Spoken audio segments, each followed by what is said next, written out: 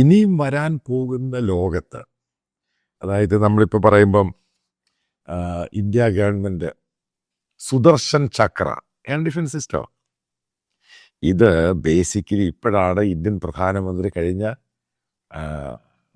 സ്വാതന്ത്ര്യ ദിനത്തിൽ ഇതിനെപ്പറ്റി പറയുന്നത്. ഇതിൻ്റെ യഥാർത്ഥ ഹിസ്റ്ററി എത്ര പേർക്ക് അറിയാമെന്ന് എനിക്കറിയത്തില്ല. DRDOയുടെ പഴയ ഡയറക്ടറായിരുന്ന സരസ്വത്, വിവേക് സരസ്വത്, അദ്ദേഹം ഇത് 30 വർഷം മുമ്പ് ഗവൺമെൻറ് ഓഫ് ഇന്ത്യക്ക് കൊടുത്ത പ്രപ്പോസലാണ്, അതായത് എയർ ഡിഫൻസ് സിസ്റ്റം ഉണ്ടാക്കാൻ വേണ്ടി.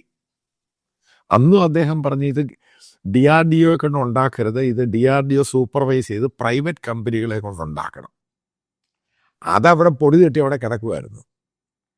അത് ഈ ഓപ്പറേഷൻ സിന്ദൂറിന് ശേഷമാണ് ഇത് വീണ്ടും പൊടി തട്ടിയെടുത്ത് ഇത് സുദർശൻ ചക്ര എന്ന് പറഞ്ഞു കഴിഞ്ഞപ്പോൾ ഇവിടെ ആൾക്കാരൊക്കെ എടുത്തൊക്കെ ചാടി. ഇതൊക്കെ മനസ്സിലാക്കിയിടത്തൊക്കെ ഓൾഡ് സിസ്റ്റമാണ് ഇതൊക്കെ. ഈ ലേസറിൻ്റെ സമയത്തൊക്കെ ഈ എയർ ഡിഫൻസ് സിസ്റ്റം ഈ പഴയ പോലെ ഈ സാറ്റലൈറ്റ് ഇമേജ് വരുന്നു, പിന്നെ ഇത് ചെയ്യുന്നു ഓട്ടോമാറ്റിക്, ഇതൊക്കെ പോയ സംഭവമാണ്. അത് പലയിടത്തും ഉപയോഗിക്കും. അമേരിക്കയുടെ താടുണ്ട്.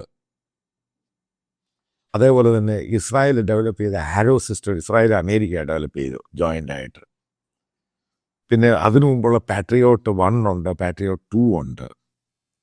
ഈ സിസ്റ്റങ്ങളൊക്കെ ഉണ്ട്. ഇന്ത്യയുടെ ഒരു ആകാശ്, എനിക്കൊന്ന് ആകാശ് എന്ന് പറയുന്ന സിസ്റ്റം എൻ്റെ ഒരു കാൽക്കുലേഷൻ അനുസരിച്ച് ഈ ഫാർ ബെറ്റർ ദാൻ റഷ്യൻ സിസ്റ്റമാണ്.